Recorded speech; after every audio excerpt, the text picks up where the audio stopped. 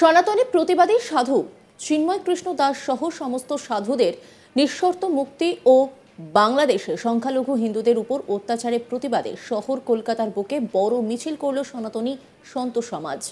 এদিন মিছিলে থাকা এক নেতা বলেন, বাংলাদেশের মাঠে পাকিস্তানের আইএসআই আর চীনের সঙ্গে মিলে ভারত বিরোধী কার্যকলাপ ঘটাচ্ছে। এসব হবে না, হিন্দুদের আক্রমণ করছেন। ভারতবর্ষ আছে বলে বেঁচে আছে, ভদ্রভাবে বলছি, শুধরে যান। বড় ডায়লগ, 5 মিনিট লাগবে না, এমন কিছু করবেন না, আমাদের ব্যবস্থা নিতে হয়। ওই নেতার নিশানায় ছিলেন বাংলাদেশের অন্তর্বর্তী সরকারের প্রধান মোহাম্মদ ইউনুস। তার নোবেল কেড়ে নেওয়া উচিত বলেও মন্তব্য করেন তিনি। আমরা বলছি বিজেপি নেতা শঙ্কুদেব পণ্ডার কথা। শুক্রবার 6 ডিসেম্বর শ্যামবাজার থেকে সিথের মোড় পর্যন্ত মিছিল হয়। মিছিলে হাঁটেন রাজ্যের বিরোধী দলনেতা শুভেন্দু অধিকারীও।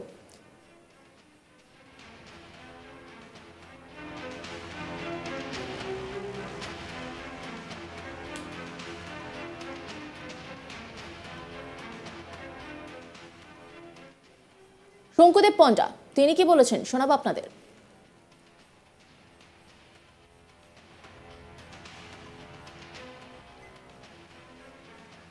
মাটি পাকিস্তানের আইএসআই আর হচ্ছে সরাসরি যোগাযোগ করে যে চীন, এদের সাথে মিলে ভারত বিরোধী কাণ্ড কারখানা ঘটাচ্ছেন। এসব হবে না, হিন্দুদের আক্রমণ করছেন। বলছেন পাড়ায় এলাকায় মহিলারা বাজার করতে যেতে পারবেন না।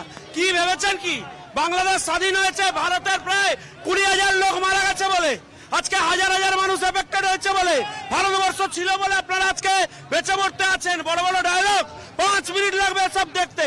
ভদ্রভাবে বলছি, শুধরে যান, এমন কিছু করবেন না যার জন্য আমাদের ব্যবস্থা নিতে হয়। সঙ্গে আজকের এই কর্মসূচি মূলত কি ইস্যুতে এবং মূলত কি দাবি আপনার?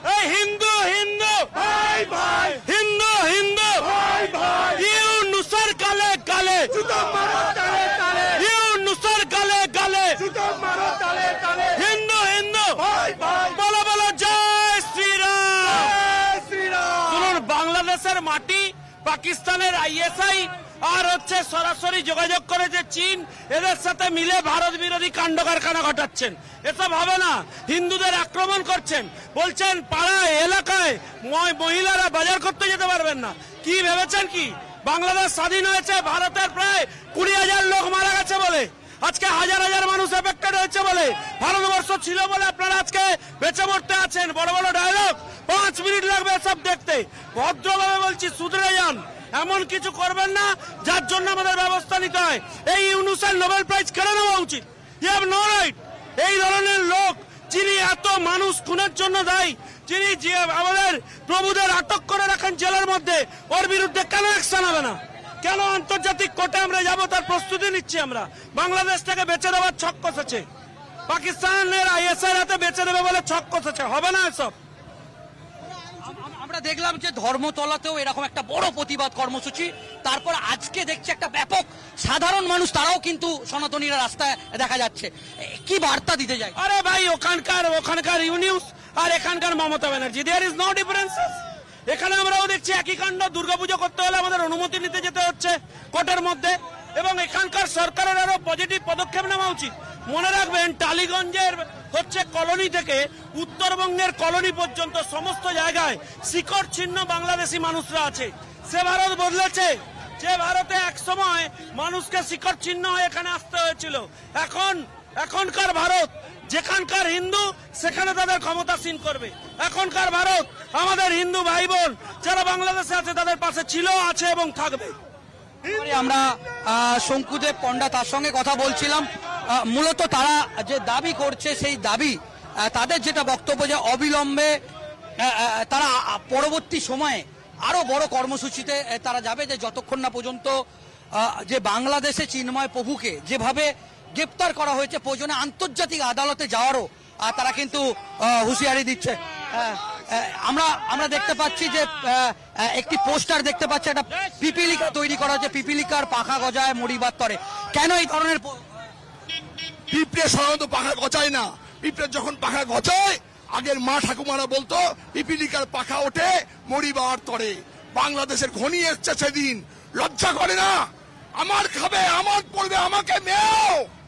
ভারতবর্ষ বিপ্লবীর দেশ, অনেক কষ্টে স্বাধীনতা পেয়েছি। আমার জাতীয় পতাকা পায়ের তলায়, আমার হিন্দু ভাই বোনেরা বেরোতে পারছে না বাইরে, মন্দির ভাঙছো, লজ্জা লাগছে না? আমাদের জন্য স্বাধীনতা পেয়েছো, ধিক্কার জানাই ইউনিট সরকারকে, নিপাত যাক এরম সরকার। এই ইউনিট সরকার যখন অন্তর্বর্তীকালীন সরকার এসেছিল, এই ইউনিট সরকার বলেছিল যে তার আমলে হিন্দুরা সুরক্ষিত থাকবে, কিন্তু এখন কি অবস্থা বাংলাদেশ? ওটা মুখে বলেছিল, হাতির দুটো দাঁত হয়, একটা দেখানোর একটা খাওয়ার, ওটা দেখানোর ছিল। আসল হলো মনের মধ্যে ছিল হিন্দু সাফ করো।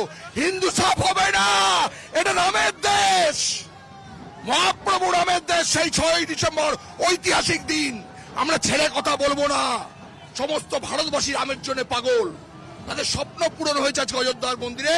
ট্রেনের পর ট্রেন বুক হয়ে যাচ্ছে, টিকিট পাওয়া যাচ্ছে না। অযোধ্যা কোথায় যাচ্ছেন? অযোধ্যা কোথায় যাচ্ছেন? রামের মন্দির দর্শন করতে। সুতরাং বারবার বলছি, পিপিলিকার পাখা গজায় মরিবার তরে। আমরা কথা বললাম নারায়ণদার সঙ্গে। নারায়ণদা পুরো একেবারে স্পষ্ট করলেন। আমরা একবার ছবিটা দেখাতে বলবো এই মুহূর্তে, যে ছবিটা, সেই ছবিটা তুলে ধরছি যে এই মুহূর্তে প্রচুর সনাতনী সম্প্রদায়ের মানুষ, তারা কিন্তু আমরা দেখতে পাচ্ছি যে কি পরিমাণে সনাতনী সম্প্রদায়ের মানুষ তারা এই মুহূর্তে রাস্তায় নেমেছে। বিরোধী দলনেতা শুভেন্দু অধিকারী এর নেতৃত্ব দিচ্ছেন। প্রচুর মানুষ, প্রচুর সাধু সন্ত সমাজ তারা কিন্তু এই মুহূর্তে রাস্তায় নেমেছে। আমরা সেই ছবি, একেবারে সরাসরি সেই ছবি তুলে ধরছি যে কত সম্প্রদায়ের মানুষ একেবারে খোল করতাল নিয়ে তারা একটাই দাবি করছে যে অবিলম্বে তারা মুক্তির দাবি করছে। যেভাবে বাংলাদেশে যেভাবে সনাতনীরা আক্রান্ত হচ্ছে। সনাতনী প্রতিবাদী সাধু চিন্ময় কৃষ্ণ দাস সহ সমস্ত সাধুদের নিঃশর্ত মুক্তি ও বাংলাদেশে সংখ্যালঘু হিন্দুদের উপর অত্যাচারের প্রতিবাদে শহর কলকাতার বুকে বড় মিছিল করল সনাতনী সন্ত সমাজ। এদিন মিছিলে থাকা এক নেতা বলেন, বাংলাদেশের মাটি পাকিস্তানের আইএসআই আর চীনের সঙ্গে মিলে ভারত বিরোধী কার্যকলাপ ঘটাচ্ছে। এসব হবে না, হিন্দুদের আক্রমণ করছে, ভারতবর্ষ আছে বলে বেঁচে আছে। ভদ্রভাবে বলছি, শুধরে যান। বড় ডায়লগ, 5 মিনিট লাগবে না, এমন কিছু করবেন না, আমাদের ব্যবস্থা নিতে হয়। ওই নেতার নিশানায় ছিলেন বাংলাদেশের অন্তর্বর্তী সরকারের প্রধান মোহাম্মদ ইউনূস। তার নোবেল কেড়ে নেওয়া উচিত বলেও মন্তব্য করেন শঙ্কুদেব পণ্ডা।